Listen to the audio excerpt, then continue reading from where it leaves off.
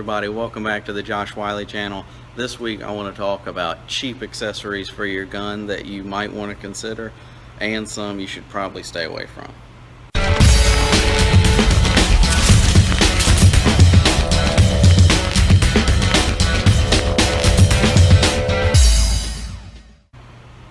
Alright, to cheap accessories, I'm talking about pretty much anything you can put on an AR-15.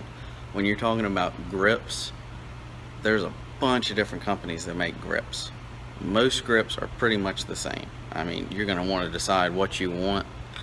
There's a couple of different companies that do pockets in the grip and some that have lasers on them and stuff like that. But if you're looking for just a regular foregrip, angled grip, vertical grip, whatever, I mean, you don't have to spend a whole lot of money on that. And don't let anybody online or anywhere else tell you that you've got to buy the expensive ones, because you don't.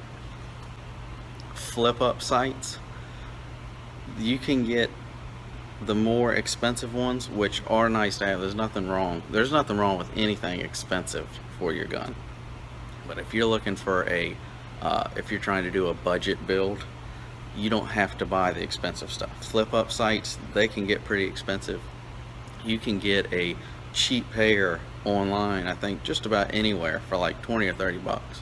You know, they might not last a long time, but I have bought them and they're nice and they work. And I mean, if you're going for a budget build or trying to stay on the cheap, there's nothing wrong with buying cheap stuff. Hand guards, there is an enormous amount of hand guards out there. There are really expensive hand guards, and there's nothing wrong with those hand guards. But again, if you're going for a cheap build or you don't have a whole lot of money, you can get a standard quad rail and they all fit AR-15s. I mean, they all work. You can get really any length quad rail hand guard that you want, or not a quad rail. Any hand guard you can find on like eBay, for instance. You can get pretty much any length hand guard you want for fairly cheap. A couple of weeks ago I did a review on an AR pistol that I built, and it's got a 7-inch quad rail hand guard that I got off of eBay for like $20 or $30. And there's nothing wrong with that. You can mount anything on it you want. The rails on it are going to be just as good as any other rail on the really expensive hand guards that you get. So I mean, you don't have to spend a whole lot of money on all this stuff unless you want to. Lowers. There's a bunch of companies that make lower receivers for AR-15s. Now, they're all mil-spec. There is really nothing different about an AR-15 lower other than cosmetic stuff or stuff on the outside where they've done something cool or whatever. But if you don't want that and you're looking for just a regular AR-15 lower, get the cheap one. I mean, there ain't nothing wrong with it. There's nothing wrong with getting a cheap AR-15 lower. Most of the lowers that I get are Anderson lowers. You can get those for like 40 or 50 bucks anywhere. I mean, I'm pretty sure it's the cheapest one you can get, and there's nothing wrong with it. They're going to be the same as any other company's lower.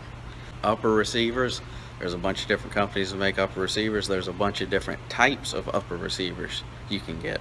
You need to find out which one you want. If you want a regular AR-15 upper receiver, there again, Anderson I know makes a cheap one that you can get for like 40 or 50 bucks, and there's nothing wrong with that upper. Collapsible stock buffer tubes or A2 style buffer tubes, just find out which one you want and just get the cheapest one. If you want the cheapest one, there's nothing wrong with it. It's going to be the same as some other big company's expensive buffer tube, but it's all going to fit on your lower no matter what lower you get. They're all pretty much the same, and you don't really need to spend a whole lot of money on them. Barrels, I have found barrels for really cheap. Like here again, the AR-15 pistol that I showed y'all a couple weeks ago, that I didn't have a whole lot of money when I built it, hence why I only spent like $400 on it. But I found it's got a 7.5-inch stainless steel barrel that I found online for about 75 bucks. You don't have to buy a really expensive barrel. I mean, if you buy a really expensive barrel, I'm sure it'll work good and you'll have no problems whatsoever. But I mean, if you're going for a budget build, you ain't got a whole lot of money, you don't have to spend a whole lot of money on a barrel. I'd try and stick to companies you know of and have a good reputation and good quality barrels. But I mean, don't let somebody talk you into you've got to buy this $200-300 barrel, because there's cheaper ones out there that are fine and there's nothing wrong with them. Bolt carrier groups. There is a lot of bolt carriers out there, a lot of different companies that make them, and you can get different coated bolt carriers which are going to be more expensive or less expensive. When you're looking for a bolt carrier, if you're just looking for a regular phosphate finish bolt carrier, which is a regular bolt carrier, you don't have to spend a whole lot of money on that. I wouldn't get the cheapest bolt carrier you can find, because you're probably going to have problems with it. I know when I built my AR15 pistol that I've been talking about, I got a really cheap bolt carrier, like the cheapest one I could find, paid like $75 for it. The whole pistol done and put it in and went out to shoot it, and it wouldn't function properly. So I had to work on the bolt carrier that I bought, because I went out and got the cheapest one I could get. So you don't have to get the greatest coating on it. You can get a regular phosphate BCG. You can get them fairly cheap. You can get them cheaper than $150 and have a good quality bolt carrier group. When you go up to nickel boring, different stuff like that, you know, you're talking like $200, maybe even $300 for a bolt carrier. If that's what you want, go for it. I mean, it's your money, it's your gun, do what you want. But if you're looking for a cheap alternative, I wouldn't get the cheapest bolt carrier, but you can find a relatively cheap, good bolt carrier from a good company that you know of and has good reviews and everything. So do some research on it and everything, and make sure it's not crap, but you can get a bolt carrier for fairly cheap. Now moving on to bipods. You can get a $20 bipod online, and there is nothing wrong with it. It is pretty much no different than the $100-150 bipod that I've seen. So you can get a good bipod that there's nothing wrong with, functions perfectly, for $20 online. You don't have to buy the real expensive stuff. Moving on to optics. There is a vast, enormous category of optics, whatever you're looking at. So find out what you're looking for. If you're looking for a scope, you don't have to get the most expensive scope you can find. If you're looking for like a regular 3-9 scope, you should be able to find one for $100 that there's really nothing wrong with. I mean, it might not last forever. A lot of the stuff that I'm talking about might not last forever, but if you're doing a budget gun or you ain't got a whole lot of money, why not?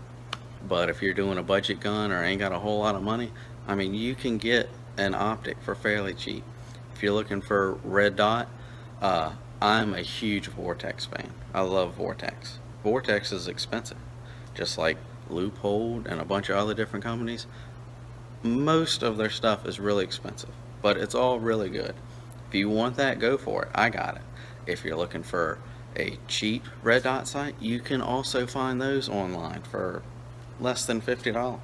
And there again, they might not last that long, but I've heard some fairly decent good reviews on cheaper red dot sights and cheaper scopes, and a lot of people love them. A lot of people don't get them just because they're cheap, but you need to stay out of that. If you have to go cheap, there's some stuff that I'd kind of stay away from, and go ahead and save up some money if you need to and get the more expensive stuff. But most of these things you don't have to spend a whole lot of money on. Like I said, with the AR-15 pistol, I built that thing for $400. I mean, you don't need a whole lot of money. I mean, if you do it right and you get the right stuff, stay away from the really expensive stuff that you don't really need if you don't want it. And now moving lastly on to lights and lasers. There's a lot of different companies that make lights and lasers. You can get lights and you can get lasers, and you can get a combo of the two. I actually bought a light laser combo for one of my pistols that I have that I paid $25 for, and I haven't had the first issue with it. But there it is. That's my 2 cents on this whole issue. Let me know what y'all think down in the comments. And that's all for this week. If you like this episode, please like and share it with your friends, and be sure to get subscribed, and I'll see y'all next week.